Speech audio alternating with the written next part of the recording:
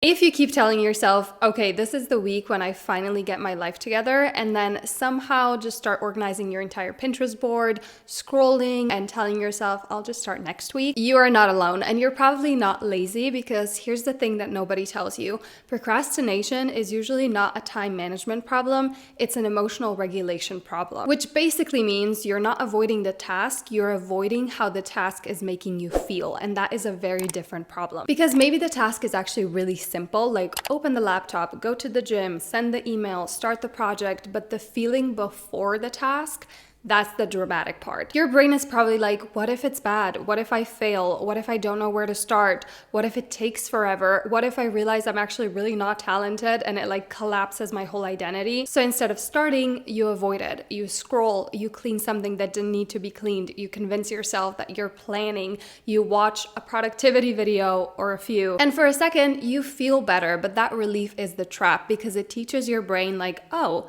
this made the bad feeling go away. So, here's a great idea. Let's do that again next time. So now the cycle becomes, you have a task, you start to dread it, you avoid it, you feel temporary relief, and then you repeat it. And the more you repeat it, the stronger this pattern becomes. It becomes like a default. And not because something's wrong with you, but because your brain is doing what our brains are designed to do. It's choosing safety over discomfort. The problem is that it starts protecting you from the very actions that actually build your confidence and help you create the life that you really want. So in this video, I'm not going to give you a massive 20-step productivity system that makes you want to like take a nap after listening to it, because if you get overwhelmed easily, the last thing you need is just another complicated routine that you're going to feel guilty about. Instead, I'm going to show you a really, really simple method called the tiny proof method. The idea is basically that the way out of procrastination is to give your brain tiny proof that starting is actually safe. So step one, we need to deal with that dread, which is basically you just naming the feeling, because an awareness of a problem is a problem half solved. So before you try to force yourself to work, just pause and say, I am procrastinating because I feel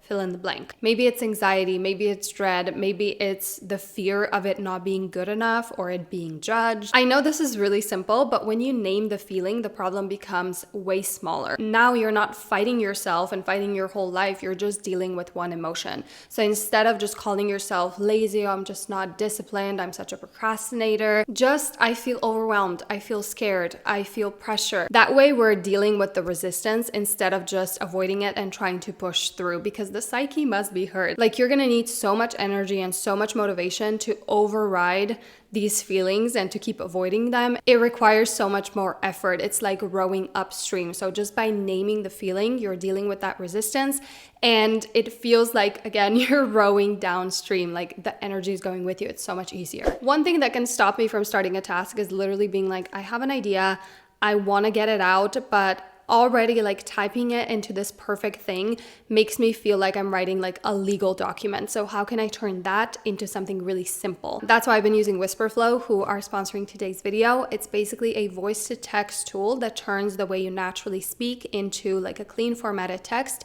in basically any app where you'd usually type. And talking is obviously much faster than typing, especially when your idea is still messy and you're figuring it out as you go. So instead of sitting there trying to write like the perfect first sentence that feels so big, I'll literally just like talk through a messy version of the idea. Here's how I'd use this in AI, for example. Help me turn this idea about procrastination into a YouTube video outline. So make step one that the tasks usually feels too big, and then make step two that people usually wait until they feel ready to start. Or actually make step two that planning feels safer than starting, and then end with one tiny step they can start with today.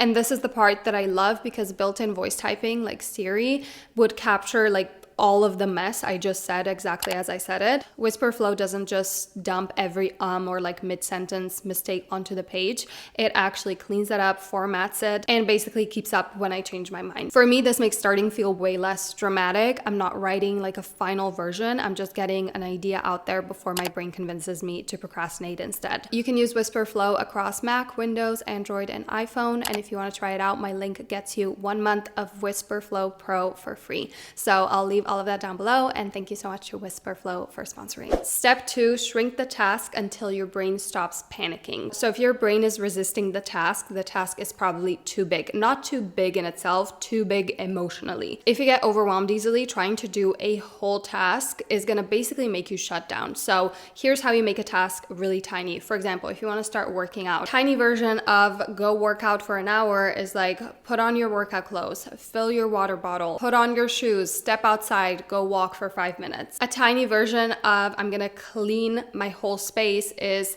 pick up 5 things or make my bed, just throw away trash or clear just one surface. The task should basically feel so small that it's almost like a little dumb, but that's why it works, because your brain has no dramatic argument against it. So just remember this, your brain is basically gonna resist tasks that feel too huge, too vague, or too threatening, and tiny tasks feel safer. So starting becomes way less dramatic, and then that momentum is actually possible. Step 3, start for only 5 minutes. Starting is basically what your brain fears most. So with this, we're just training it to know that starting won't be this horrible thing that it's making it out to be. So you're not trying to finish the task, you're basically teaching your brain that starting is safe. So whatever you need to do, start the timer for 5 minutes and allow yourself to fully stop after the 5 minutes. So if that means I'm gonna go walk for only 5 minutes, I'm gonna clean for 5 minutes, I'm gonna reply to emails for 5 minutes, I'm gonna write for 5 minutes, I'm gonna read for 5 minutes, you're gonna realize that when you start, that emotional intensity goes down. And it's gonna help your brain to realize like, oh, this really isn't as bad as I thought. Like, it's not dangerous, it's totally fine. And the thing is, your brain needs to trust you. So if you say, I'm gonna do it for 5 minutes, actually do it for 5 minutes. Don't secretly be like, oh, I'm gonna just keep going afterwards, because your brain is not gonna trust you and it's gonna resist it next time. The promise has to be real, and 5 minutes definitely counts. As I've already said, that dread before you actually start a task is usually much worse than actually doing the task. So even if you just do it for 5 minutes, you still interrupted that loop, and that is the whole point and the goal. Step 4, reward the proof. And this is the part that most people skip. So after starting, don't criticize yourself. Like, don't say, oh, that wasn't enough, or don't keep moving the goalpost. Just pause and let the win register. So after the 5 minutes, your job is to notice the proof. You can say like, oh, I started, or I broke the loop, or I kept a tiny promise to myself, or I didn't avoid it today. I didn't feel like doing it, but I actually followed through. I'm becoming someone who follows through. It all counts. Your brain learned avoidance because avoidance gave you a relief. So now we need to teach your brain that action also gives you a relief, and it actually gives you a much better relief, a much healthier one, like pride, self-trust, confidence, momentum. And this is what actually makes the system feel complete. You're not building this perfect routine, you're collecting proof. And every tiny start is basically a vote for the person that you're becoming. If you're similar to me, I know exactly how you feel right now, because if someone gave me this exact advice, I would be like, oh, that sucks. Like, that's not exciting. That's not like enough, you know, because I was addicted to creating this whole plan of like what I'm gonna do. And I was addicted to that excitement and that passion for, you know, the idea of it. And then after 3 days, like reality would hit, and I would realize that it actually took work, and my brain would be like, oh, this is difficult. Let's not do it. Let's procrastinate. Let's avoid it. And it really hurt my confidence, like that quiet confidence and self-trust, because I knew that I couldn't really rely on myself. Like when I said I was gonna do something, there was instantly that voice that was like, you're probably not. Let's be real here. When was the last time you actually followed through? And that really starts to affect you over time. And so even though this is not exciting, even though it's not this like amazing routine and, you know, this exciting new life you're gonna start, this actually works. And the reward when you actually complete something you set out to do, even if it's tiny, feels so much better than that initial excitement. It actually gives you that quiet confidence of, I'm someone who follows through. I'm someone you can trust, because what I say, I'm actually gonna do. And I can rely on myself because I keep my promises, I keep my word.